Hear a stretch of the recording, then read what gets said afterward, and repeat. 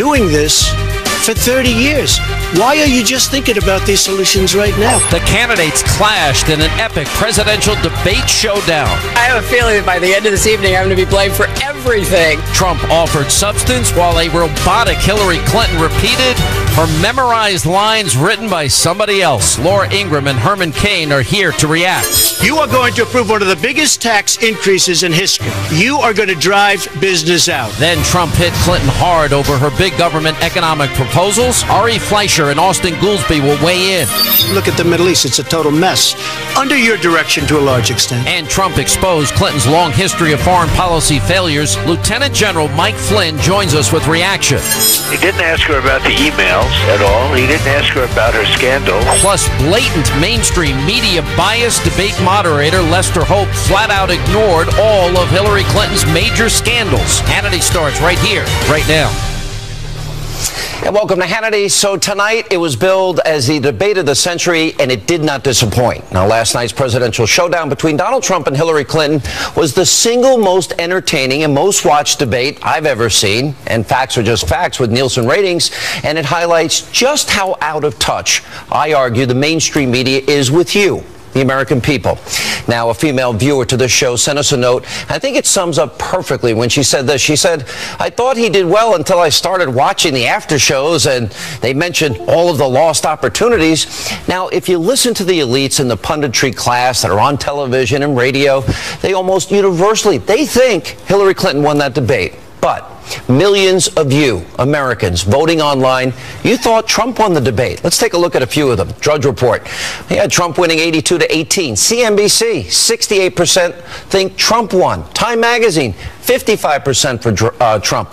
Breitbart, 76%. Fortune, Trump wins there. Slate Magazine, and it goes on and on and on, as you can see.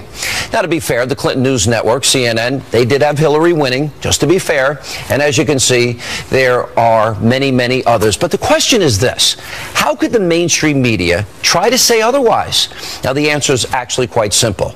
There are two very different standards by which the debate you saw last night is being judged.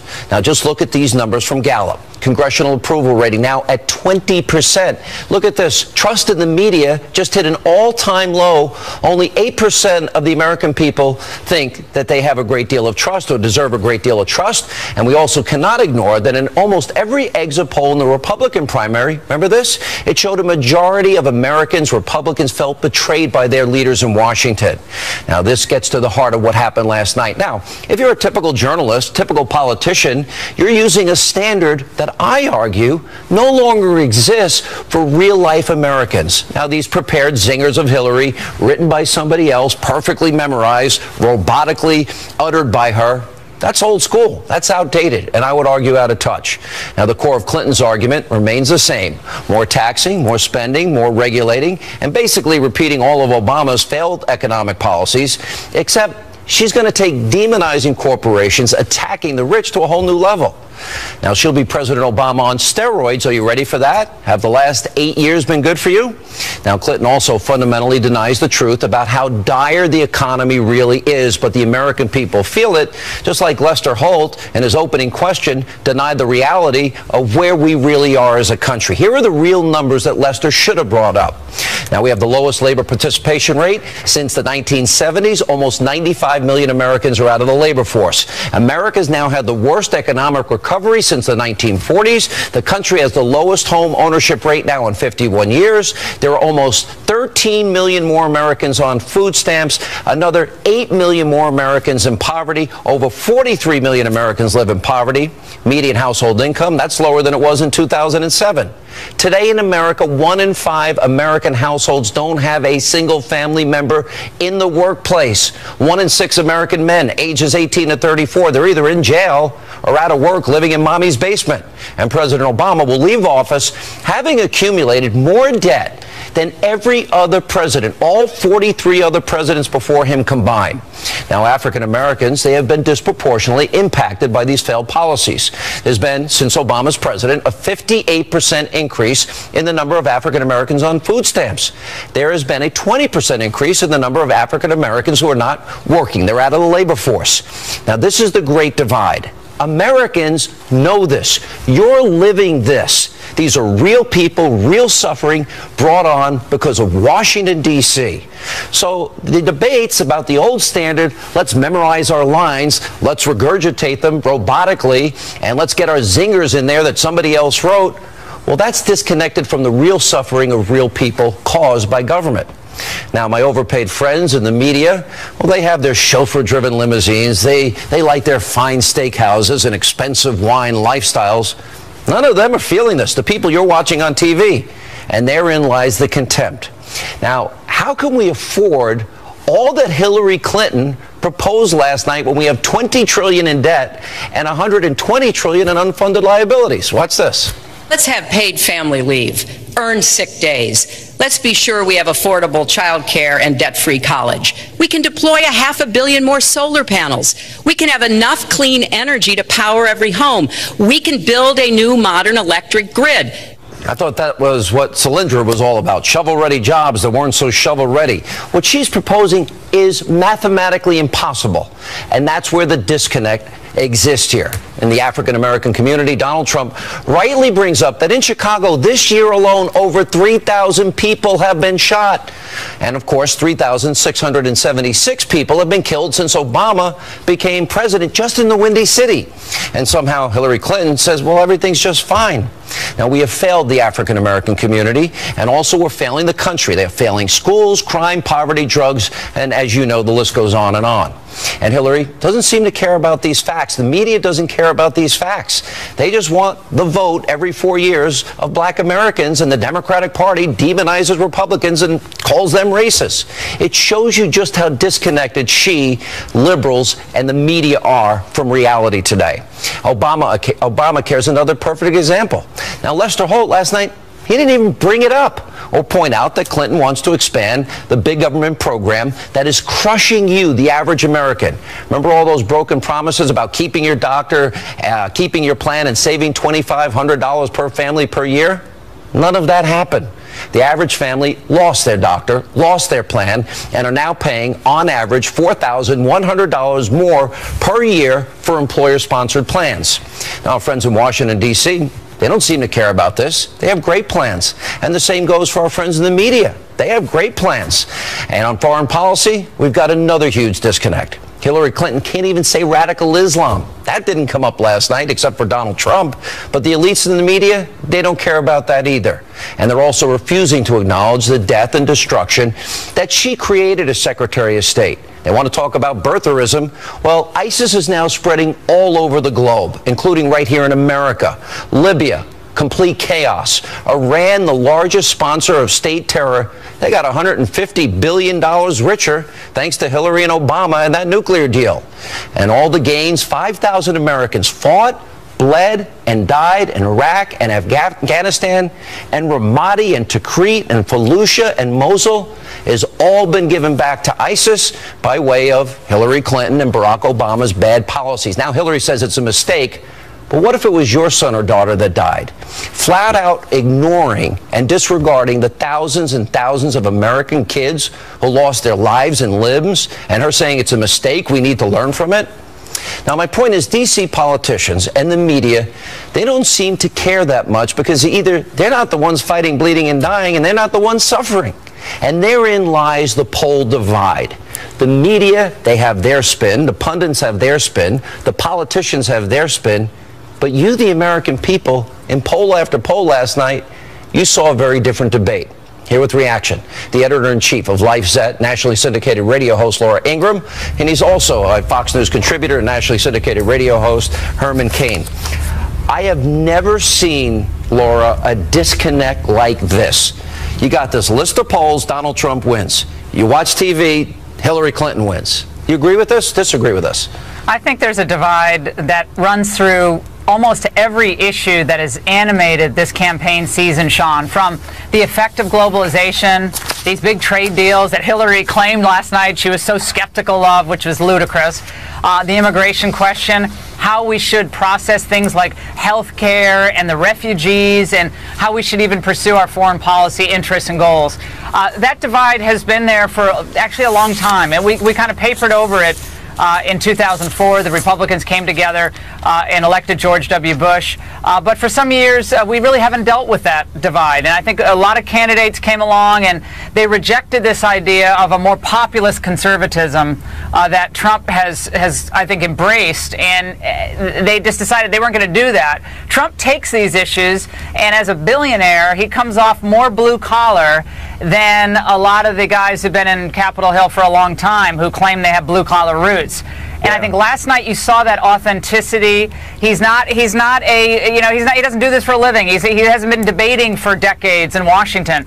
But he is, he has common sense and pragmatic thinking, and he's frustrated that America is moving at a glacial pace with a non-recovery recovery. That frustration at times came out last night, but I think people understand he's frustrated because he wants America to grow and to be prosperous, to be safe, and for people to be happier. So I thought that part of it really hit people last night. Even if he missed some opportunities to score some points, the authenticity is real. I would agree that maybe he should have been defensive at times, like about his taxes or some other issues. And can you imagine, Herman Cain, going into this debate that I would tell you that the moderator wouldn't bring up the Clinton Foundation, the deleted emails, wouldn't bring up Benghazi, wouldn't bring up whether to vet refugees or build a wall or Supreme Court justices or Saudi Arabian money that Hillary takes?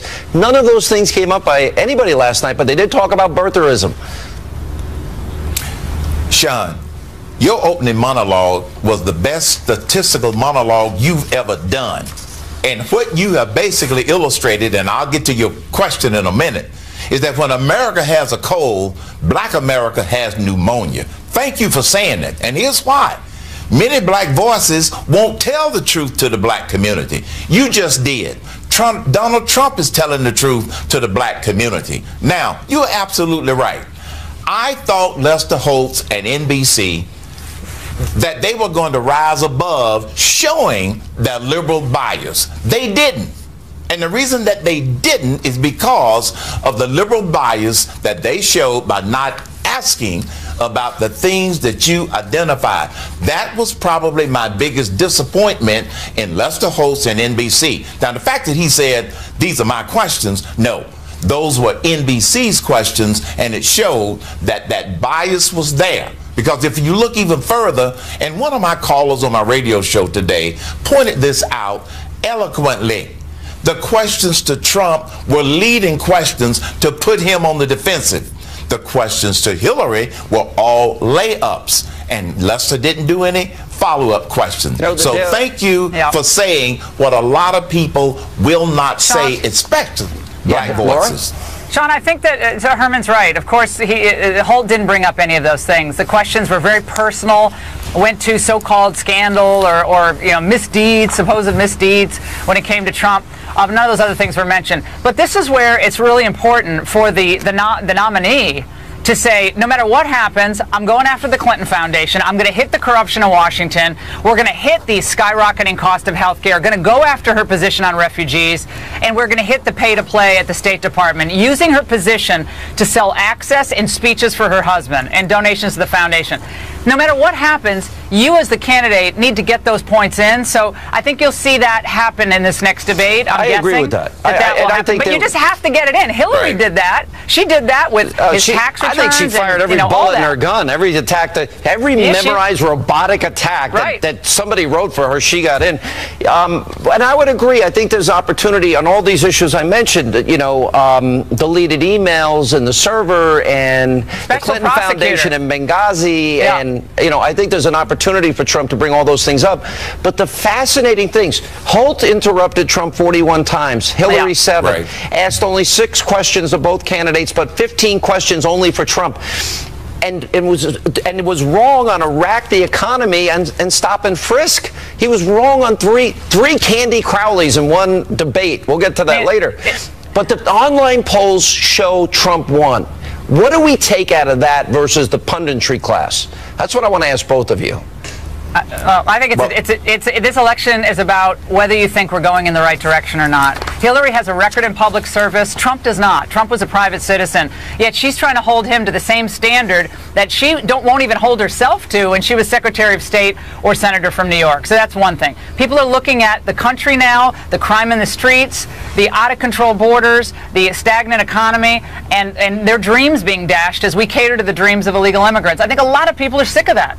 He has to just keep coming back to those themes, Sean, and the jobs question. She's never created a single job. I think that's what most people want. They want a future that is bright, and they want truth to be told to them. And that's what he did for the most part, I think, last night. Herman, there was one big test for Trump coming in. Can he be presidential? I think he passed that test with flying colors. I think he passed that test. He was calm. And the fact that the online polls said that Trump win, it's not about winning or losing, but it points out what you talked about earlier. There is a disconnect between the American people and the liberals. And the fact that the online polls were so overwhelming in favor of Trump, that said that, yes, the liberals and the Democrats think the American people are stupid. And those polls show they are not stupid. And by that's the way, the bottom line. This happened in the primary too. It's going to be fascinating. It's a fascinating 43 days from now. Guys, thank you both. Yes. And coming up, we have highlights from Donald Trump's rally tonight in Florida. But first, you are going to approve one of the biggest tax increases in history. You are going to drive business out. And last night, Trump hammered Hillary Clinton over her disastrous economic proposals. Austin Goolsbee, Ari Fleischer, they weigh in next as we continue. Good evening, and live from America's News headquarters, I'm Jackie Ibanez. Homegrown attacks are the biggest terror threat facing America right now. That's from Homeland Security Secretary Jay Johnson, who testified on Capitol Hill earlier today. The hearing comes a little more than a week after the bombings in New York and New Jersey, and after a man stabbed 9 people in a mall in Minnesota. The suspects in those attacks both became radicalized here in the U.S.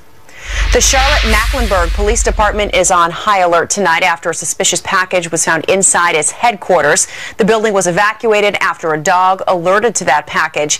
It's since been removed by a robot and is now being checked by the bomb squad at a remote location. The scare comes just a week after the police shooting of a black man sparked violent protests there in the city. I'm Jackie Ibanez. Now back to Hannity for all of your headlines. You can always log on to foxnews.com.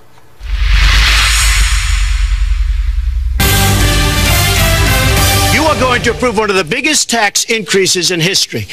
You are going to drive business out.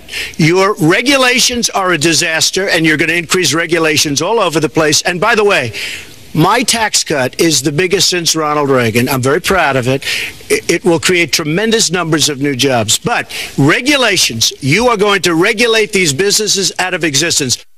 Donald Trump last night going after Hillary Clinton over her economic proposals. And after a very strong debate performance, Donald Trump is now back on the campaign trail holding a rally in the key swing state of Florida.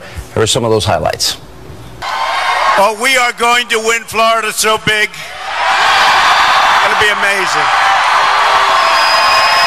This is a movement like they have never seen before. Never. Last night was very exciting, and almost every single poll had us winning the debate against crooked Hillary Clinton. Big league, big league. She is as crooked as they come. For 90 minutes, I watched her very carefully. And I was also holding back. I didn't want to do anything to embarrass her. But I watched her, and she was stuck in the past.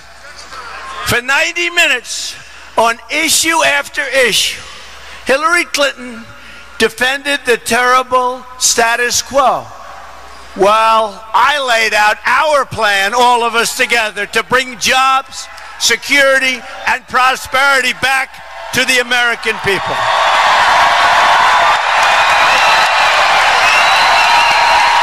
And joining us now with reaction, former White House press secretary Ari Fleischer and former Obama economic advisor. He got us into the mess, all the statistics I told you about in the last segment, Austin Goolsbee.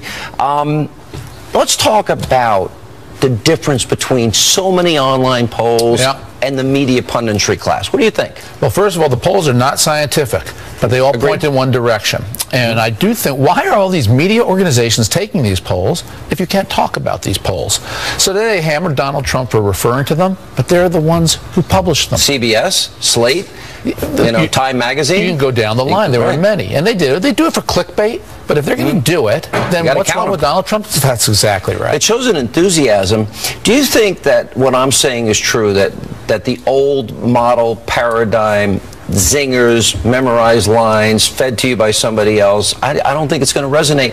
There's no better debater in the country than Ted Cruz, national debate champion. And he struggled with Donald Trump. Well, history shows that it doesn't really matter who wins or loses a debate. The voters make up their minds on a whole wider range of issues. So this election's testing so many things people used to take for granted that Donald Trump proved wrong from the primaries all the way through now. The question is, can he close the gap? He's still, according to the average of the scientific polls, is down 2 to 3. What I'd like to see him do in the next debate, Sean, is cool it down a notch. Really? Yeah, because I thought Hillary came across as calm and cool. Trump came across as hot. And I think she got to him and needled him on a couple issues where he became too defensive. I think that's the best you're going to get. That's my take after. It was not what it was like in the primary. I thought he was actually very disciplined, especially at the end of the debate. Austin, what's your take on all this? Well, look, online polls, that's not what you want to look at because they're not representative. 13 of them, 14, they mean nothing, right? They're not representative. If you set a bot to just keep voting, you can get massive voting in favor of one candidate. Obama has been a beneficiary of online polling in debates when everyone agreed and the actual polling showed that he had not done well in the debate. So I wouldn't convince yourself. What about that the Donald Trump economic did a great job statistics, based all on of which are true that I laid out in the first segment? Well, look, as I told you last night, Sean, they set a low bar for Donald Trump and he banged his head on it. You know he didn't win when he had a victory party that he was scheduled to go to, and he skipped the victory party. You don't skip the victory party. He's never had a drink in his life. I don't know if a victory party was ideal for him. Look, he organized it. I think he would be better to follow Ari's advice and try to tone it down and bring his A game to the debate. Because, granted, it was a different venue than the primary debates that he had, but he did not do well.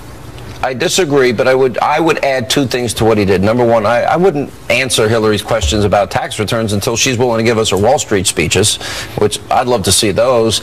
And the second thing is I think there's a lot of information. He can bring up Benghazi. He can bring up vetting refugees. He can bring up deleted emails. He can bring up Saudi Arabian money. And he forgot to bring up the Supreme Court and immigration, 2 issues that he wants to run on. Look, I call it in and out. When your opponent accuses you of something, you get in, you rebut it really fast, you get out, and you turn it around on them. He spent 2 minutes explaining how he was against the Iraq War from the beginning.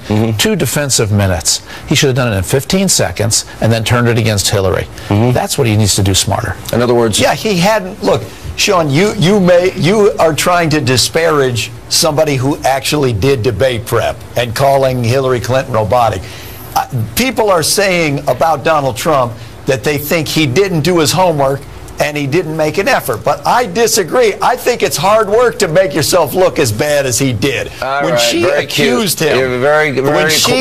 Here's the problem, though, of stiffing small business. You he spent 3 minutes saying it was to help his family. If you're suffering under the economic policies that you helped put together, that has resulted in 12 million more Americans on food stamps and 8 million more Americans in poverty and a doubling of our national debt, facts, and 95 million Americans out of the labor force, I don't think it matters that she memorized a quip or a line or an attack, because why double down on stupid? Man.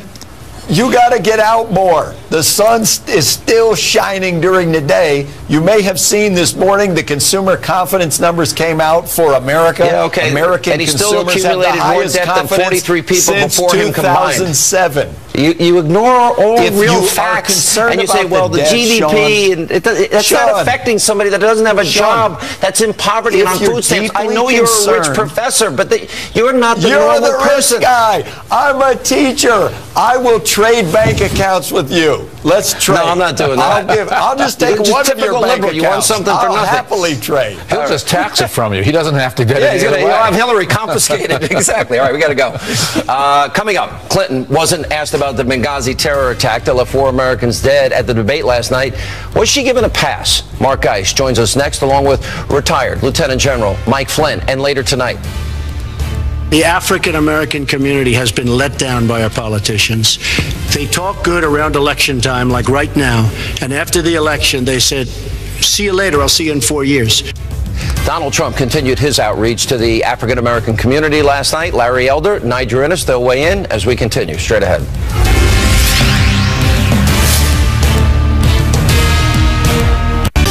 President Obama and Secretary Clinton created a vacuum the way they got out of Iraq.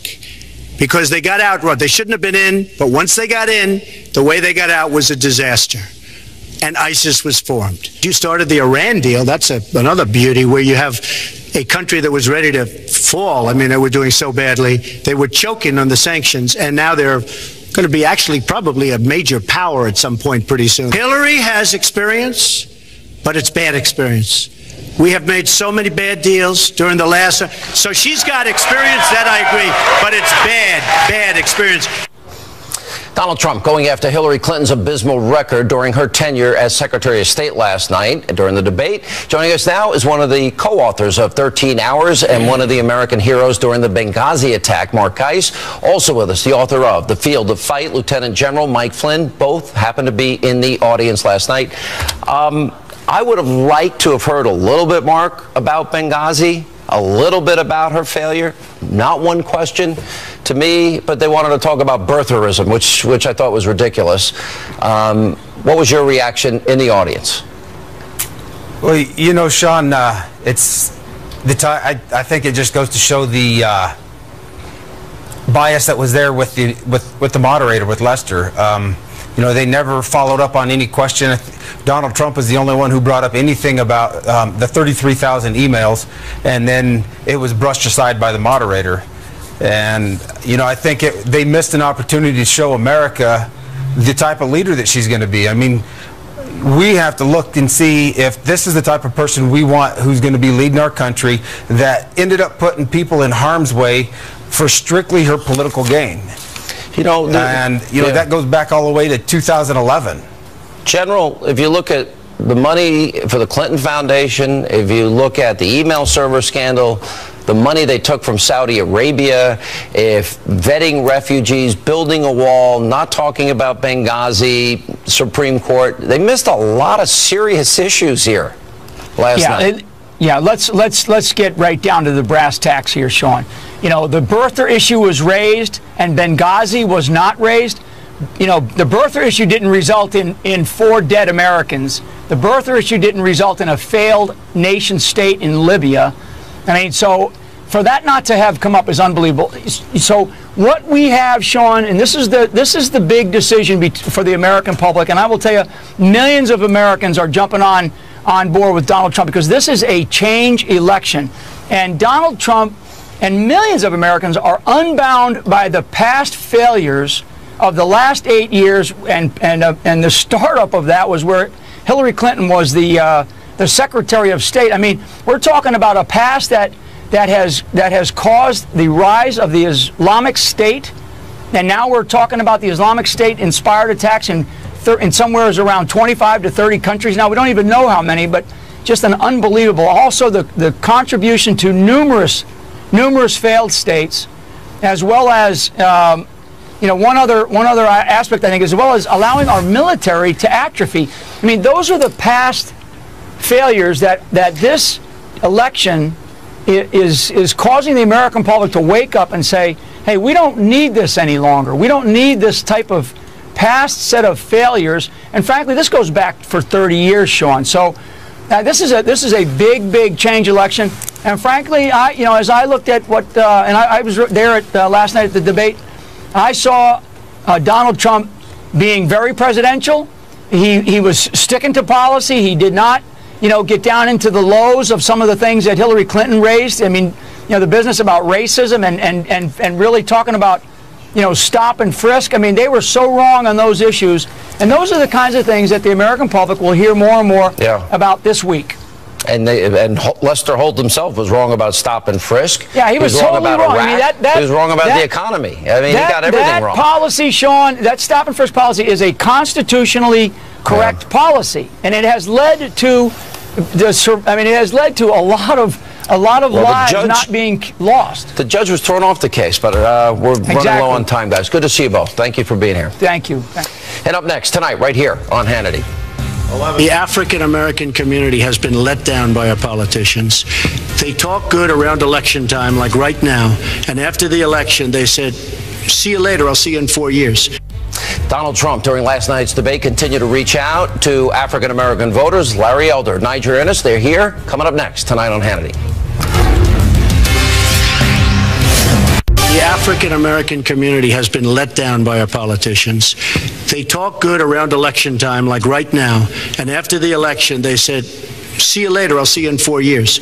The African American community, look, the community within the inner cities has been so badly treated.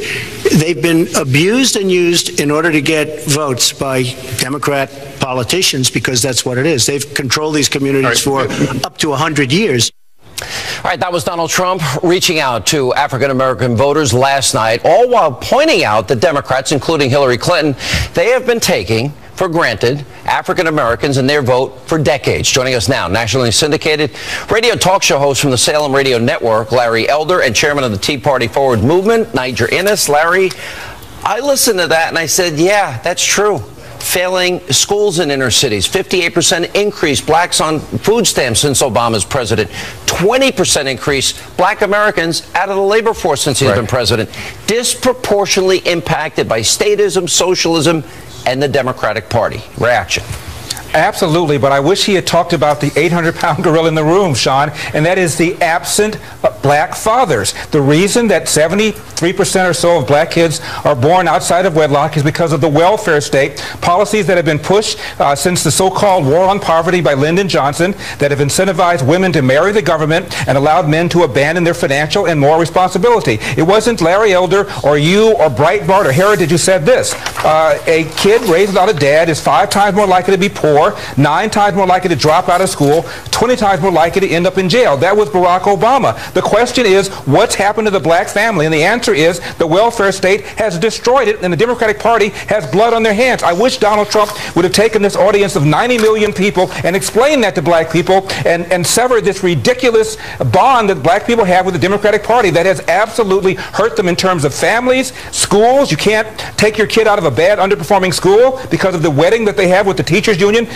Minimum wage. A black kid used to be at one time in this country, Sean, more likely to have a job than a white teenager. But minimum wage has made them not be able to price themselves under the going rate. Democrats have done all this to black families, and Donald Trump should have brought that home. He had a chance to do it, and I wish he'd do it in the second and third debate. All right, Niger, if you take 2 issues, the wall, illegal immigrants competing with Americans for jobs, 95 million Americans out of the labor force, disproportionately impacting the black community in America, and you take the issue of getting rid of Common Core, top-down, Hillary Clinton, NEA-supported education, give it back to states, local communities, $11,600 per student we spend, you can transform not just black America, but the entire country. Absolutely. You know, put on top of that an idea that a friend of mine down in Florida gave to me, and it's a brilliant idea. He says, unplug the Department of Education and replace it with Trump Opportunity Scholarships. That would blow away In other words, Democratic take the Party. $11,600 per student per capita we spend for the worst results considering the amount of money we invest and give it to the families and let the families decide what schools. And I would think the families would decide the schools that actually require excellence and uniforms and discipline, no gangs, no drugs. You know, go to school, hands on the desk, apple for the teacher, and go. And it's the civil rights revolution of our time. And actually, Trump has said that as he's visited cities like Detroit and Milwaukee. He's gone into those cities, said the civil rights of our time is education. I'm going to promote school choice. If he were to do that with Trump Opportunity Scholarships, it'd be amazing. And Larry, that is predicated on a belief that every child is born with innate talent and ability, and we just got to give a little sunlight, a little food, a little water, and lo and behold, there's no telling the heights that people can reach if they have that foundation of a good education. And it's based on not telling black people that they are victims. According to the Washington Post last year, 965 people were killed by the police. 250 of those were black. 500 of them were white. Just a handful of them involved people that did not have a weapon or were not otherwise charging a police officer. By contrast, 400 people were injured by lightning last year. It is rare for anybody to be killed by the police, let alone an unarmed black person. But the Democratic Party has convinced black people that they're victims, and they go in there like lemmings and pull that lever 95% for the Democratic Party, and it's got to stop. Does that change this year, Niger? I think it is going to change this year. I think what terrifies Democrats is that Trump is resonating in the black community, and I think he could get anywhere between 15 to 20% of the black vote. Wow. That happens, I agree. it's a electoral landslide. You agree, Larry? You agree with that? I absolutely agree with that. The number one reason the blacks voted for Obama was not because he was black, but because he was a left-wing Democrat and black, and they assumed he was going to help the economy. As you know, black net worth down, black poverty up, the home ownership down, home equity down, the so-called wealth gap between a black family and a white family hasn't been this wide in 25 years. Obama has not delivered on the primary reason that black voters voted for him. All right, guys, thank you both. And coming up next tonight, right here on Hannity.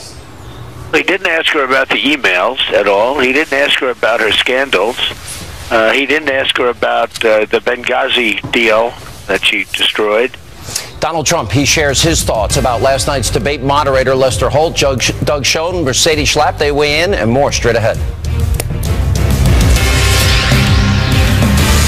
He didn't ask her about the emails at all. He didn't ask her about her scandals.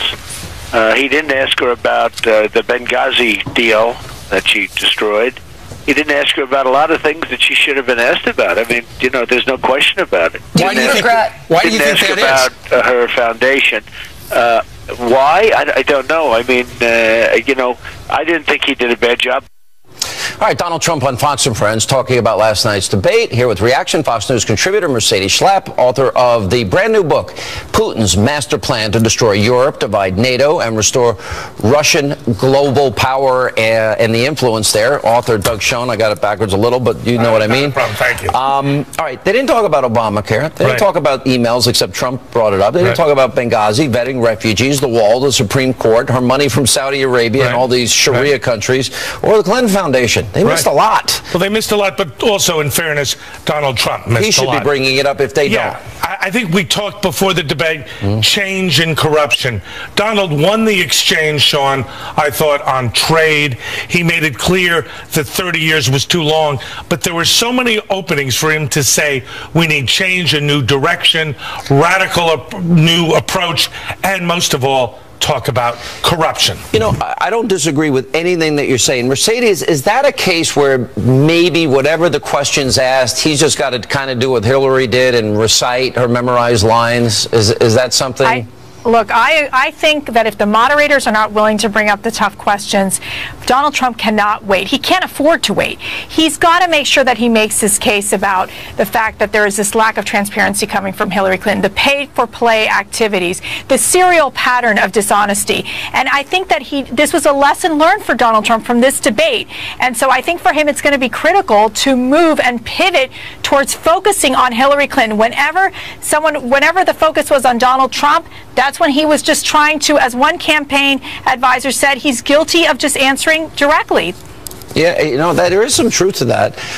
When Hillary brings up, I want your tax returns, well, he did bring up the deleted emails, but he could have also said, as soon as you release those speeches, you got paid $250,000 an hour for. And, Sean, that's the place where good preparation comes into play.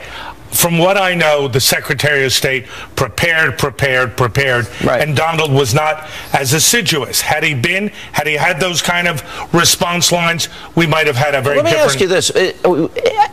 Because it's very interesting. There seems to be a disconnect between the punditry class and people, real people. Yes. And that, to me, is my fascinating takeaway from this. But that existed in all the primary debates. Right. And it doesn't matter that she robotically memorized it. It exists here.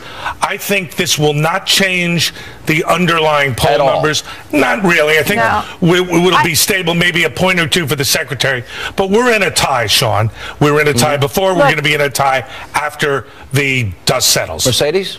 Well, I think, I really wanted Donald Trump to close the deal. I think it was a learning experience for him. I did feel that Hillary Clinton really came across as sort of a mean school principal who was going to put you in detention. And I think for Donald Trump, what he needs to learn are, I call them trigger words. If Hillary Clinton calls you a racist, how should Donald Trump respond? Sean, basket of deplorables. Yeah. If she says Donald Trump is hiding something, if Donald Trump is hiding something, he needs to be automatically thinking, well, wait a second, Hillary Clinton, you've been hiding your emails, you hid your private server. So I think that's going to be key. You know what's interesting, though? Short of Trump University, she used everything she's got. Right. And he's got a lot left in his arsenal. She's going to keep using it again and again because repetition is the key to politics. She knows it. Right. She does it well. The key is Hillary cannot connect. The passion is with Donald Trump. That is why you are seeing the poll numbers quickly shift. And I think for Donald Trump, he performed like he had to perform. Next time, he's got to close the deal. And he didn't close the deal, nor did the secretary. Thank you both. Coming up, when we come back, we need your help. A very important, kind of predictable question of the day. Straight ahead. I love my... And time for a question of the day. So, really simple. Who do you think won last night's debate? Just go to Facebook.com/Sean Hannity, at Sean Hannity on Twitter, or Hannity.com. Let us know what you think. Unfortunately, that's all the time we have left this evening. Let not your heart be troubled. We'll be back here tomorrow night. Thanks for being with us.